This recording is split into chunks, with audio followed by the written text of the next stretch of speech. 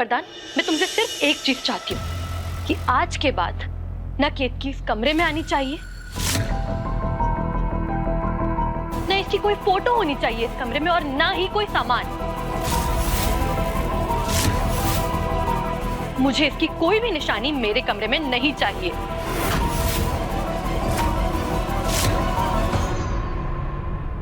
तुम्हें जो ठीक लगे करो।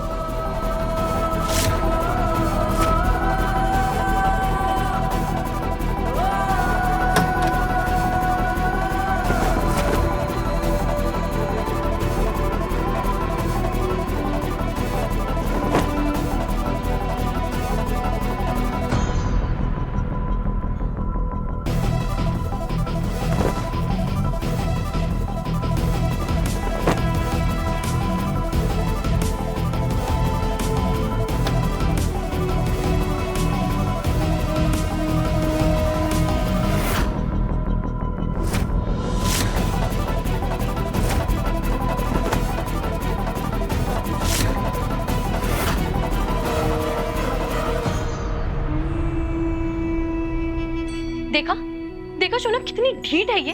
इतना कुछ होने के बाद भी जबरदस्ती कमरे में घुस रही है ये।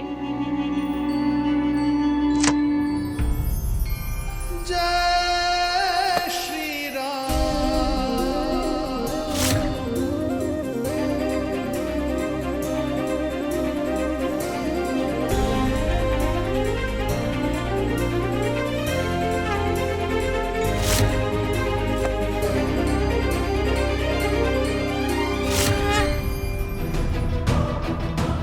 वैसे तो तुम्हें इस घर में ही नहीं रहना चाहिए, लेकिन क्योंकि वरदान की जिद है कि मेरी और वरदान की सगाई की तैयारियां तुम ही करो, इसलिए अगले 7 दिन मैं तुम्हें इस घर में रहने दे रही हूँ। और हाँ, तुम्हारे रहने के लिए मैंने खास प्रबंध किया है।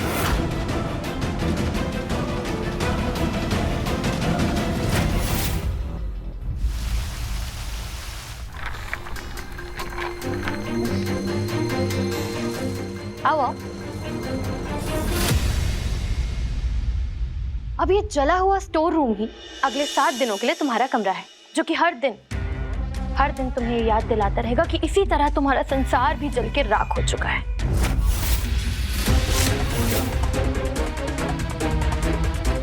तुम जानते हो हमने ये सारे इल्जाम अपने सिर क्यों ले लिए?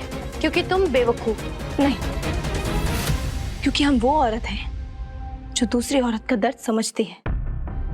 लेकिन तुम उन औरतों में से हो जो दूसरी औरतों का संसार उजाड़ कर उसमें अपने सपनों का महल खड़ा करना चाहती है। लेकिन सच्चाई तुम भी जानती हो और हम भी, और जीत हमेशा सच्चाई की ही होती है।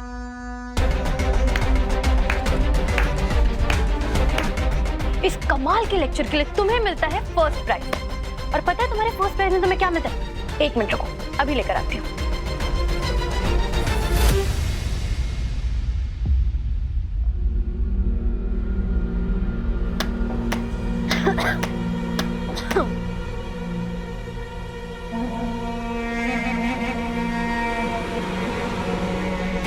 एक मिनट और देना।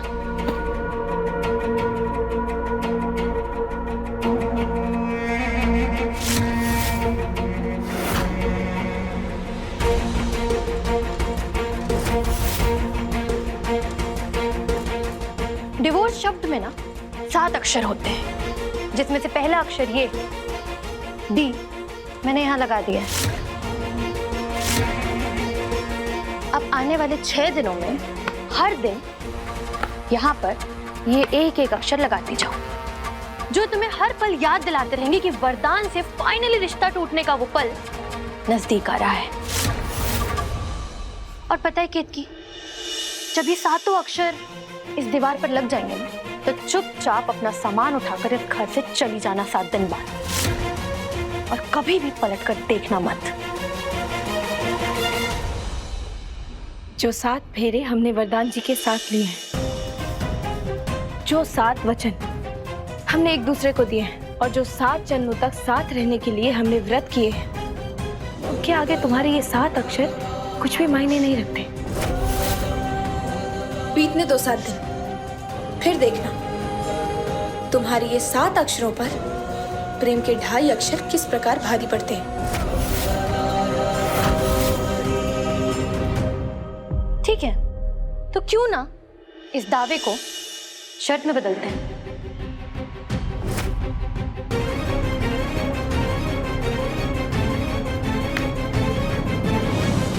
मंजूर है।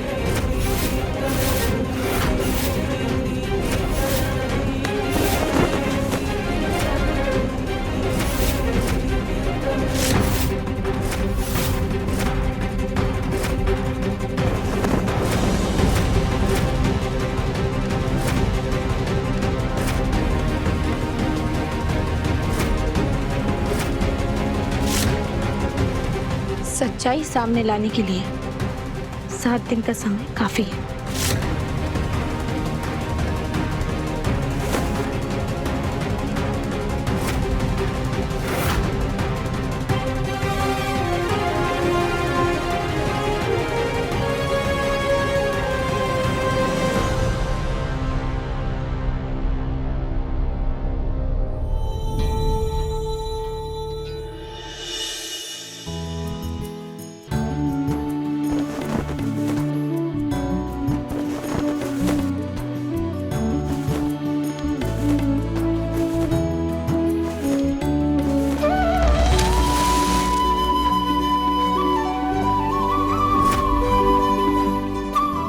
सब आपके भरोसे है राम जी।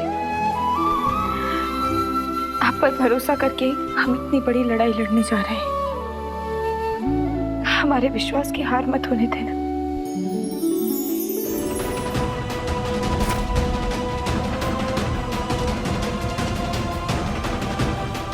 वरदान,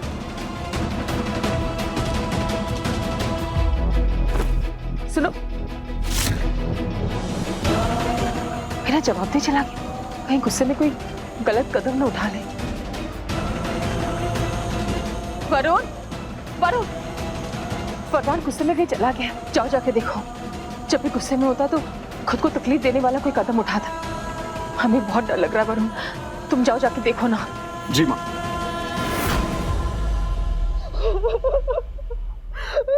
अरे रूबी, शांत हो जा रूबी, मत रो।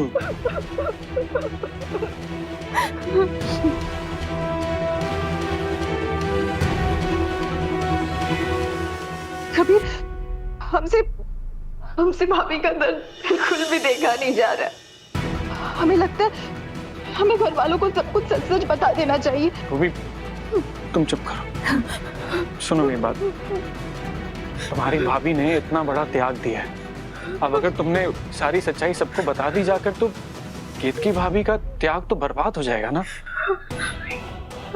अच्छा रूबी, केतकी भाभी को ये तो नहीं बताना कि तुम्हारी प्रेगनेंसी के बारे में मैं भी जानता हूँ।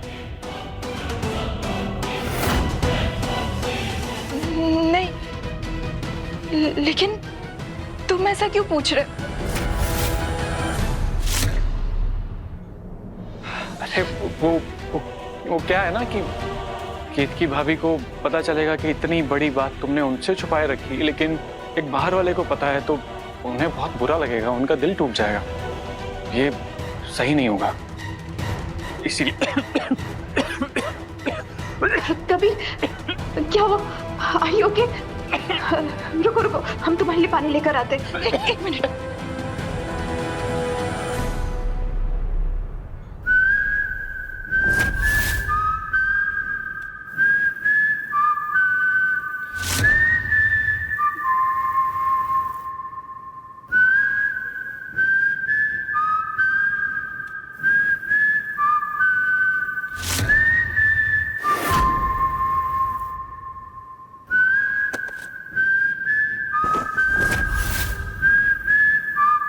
आप रूबी के कमरे में क्या कर रहे हैं?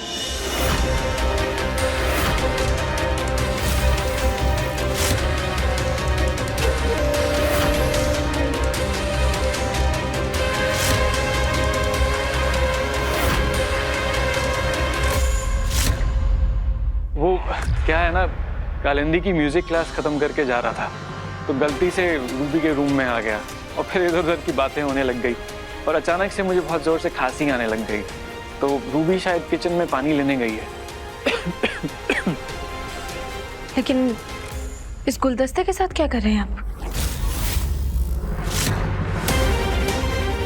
क्या है, मैं तो अंधा हूँ, फूलों का रंग नहीं देख सकता, लेकिन कभी कभी उनकी खुशबू महसूस कर लेता हूँ। लेकिन ये फूल तो नकली है।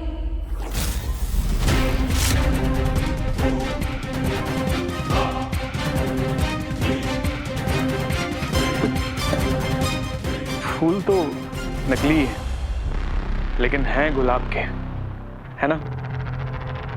और जब बात फूलों की हो ना, तो उसकी खुशबू तो मेरे मन के भीतर बसी हुई है। जैसे तपती धूप में मैं पहली बारिश की खुशबू को याद कर लेता हूँ और अपने लिए मौसम बदल लेता हूँ। मौसम चाहे जो भी हो, लेकिन इस परिवार के नियम नहीं बदलते। और हमारे घर में एक कुंवारी लड़की के कमरे में किसी आदमी का आना अच्छा नहीं माना जाता है।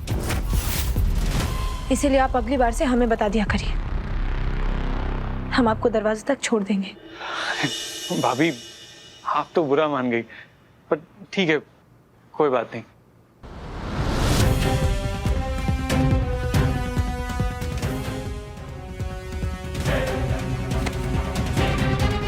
ये लीजिए। Thank you. कभी पानी। Thank you.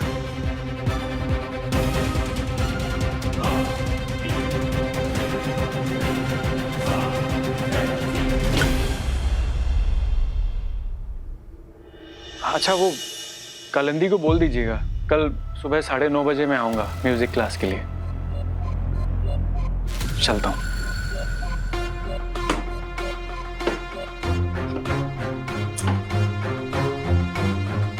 रूबी। हाँ भाभी, ये तुम्हारे कमरे में क्या कर रहा था?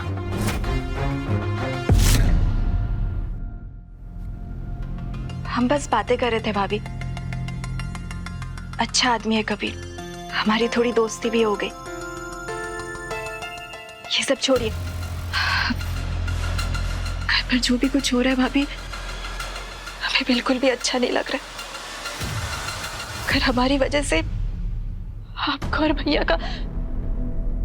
ऐसा कुछ नहीं होगा रूबी, पर तुम ये सब मत सोचो। बस कुछ दिनों की तो बात है, राम जी है ना, वो सब ठीक कर देंगे। आराम करो।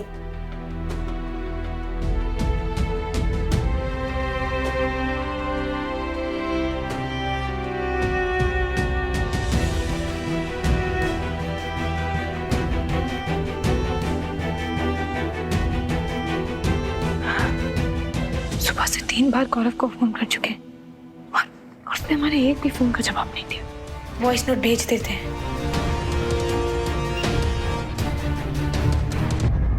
गौरव, हमारा तुमसे बात करना बहुत जरूरी है, तो बस एक बार हमसे कॉल पर बात कर लो।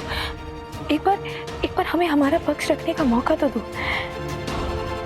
हमें तुम्हारे फोन का इंतजार रहेगा।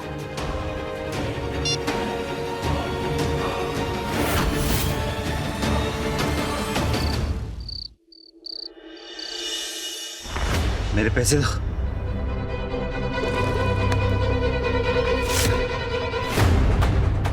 इतने कम? अगर जीत जाता ना तो इसके 10 गुना मिलते। अब अगली बार इतनी जल्दी मत गिर जाना।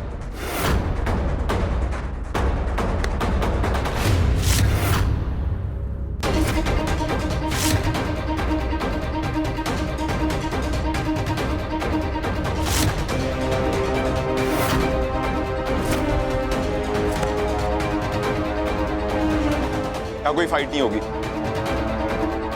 हम आपको खुद को खतरे में डालते हुए नहीं देख सकते भैया। चलिए यहाँ से। तुम यहाँ क्या कर रहे हो? अभी के अभी जाओ यहाँ से। नहीं जाएंगे भैया, हम आपको साथ लेके ही जाएंगे। तो फिर अपनी आंखों के सामने अपने भाई को पिटता हुआ देखो। भैया भैया प्लीज रुक जाइए। कुछ हो जाएगा तो माँ का क्या होगा भैया, भाभी का क्या होगा? उसका नाम मेरे सामने लेना भी मत। उसने जो दर्द दिया है ना, उसे भुलाने के लिए मुझे और दर्द सहना होगा। भैया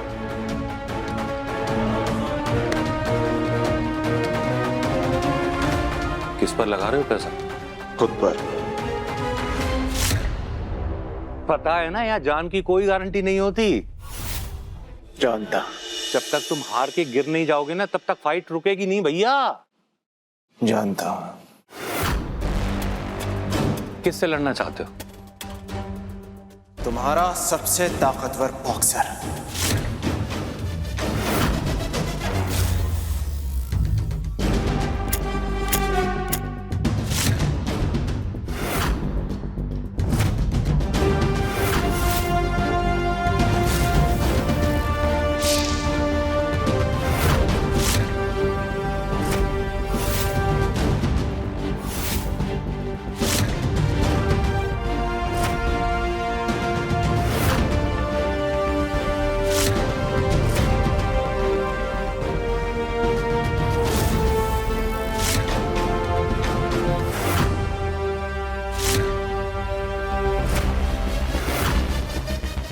भैया प्लीज जिद मत करिए भैया, क्यों कर रहे हैं आप ऐसा?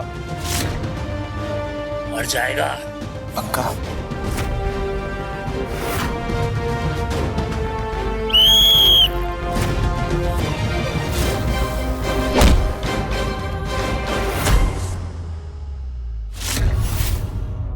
भैया भैया बस भैया।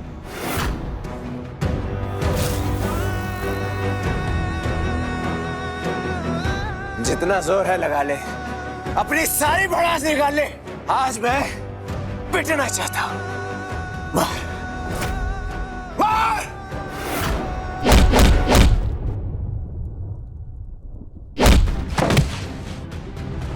मार। कोशिश तो कर भाई। पिटने के पैसे दिए क्या? पिटने के ही पैसे दिए भैया ने, नहीं मानेंगे वो। दिल की चोट को भुलाने के लिए वो अपने शरीर को चोट दे रहे हैं।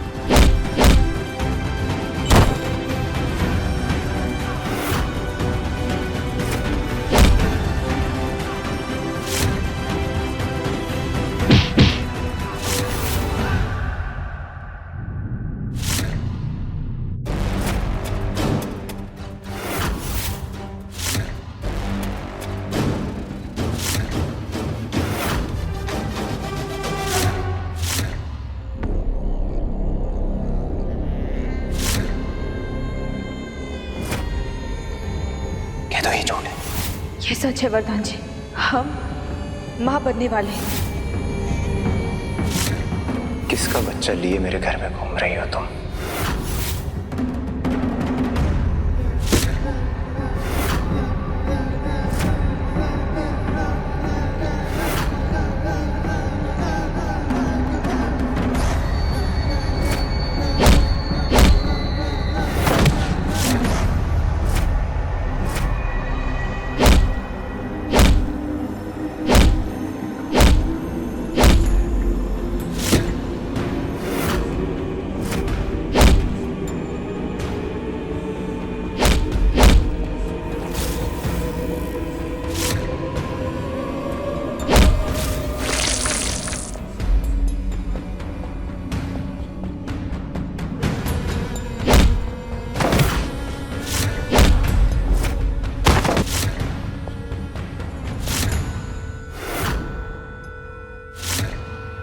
अरे भैया गिर गए हैं, अब तो खत्म कर दो मैच।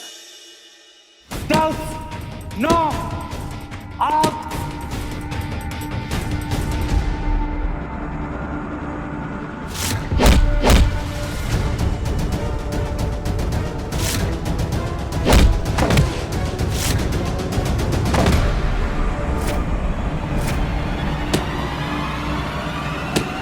हमें कुछ भी करके भैया को रोकना होगा, और इस वक्त सिर्फ एक ही इंसान उनको रोक सकता है।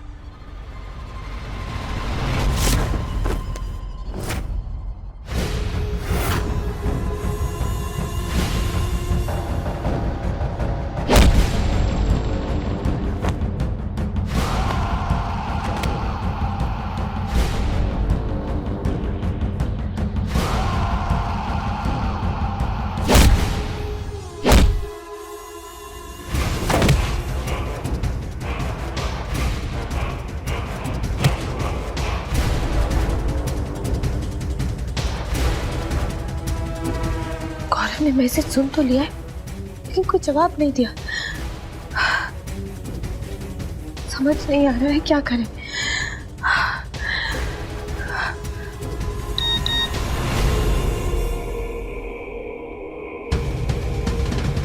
वरुण भैया का मैसेज।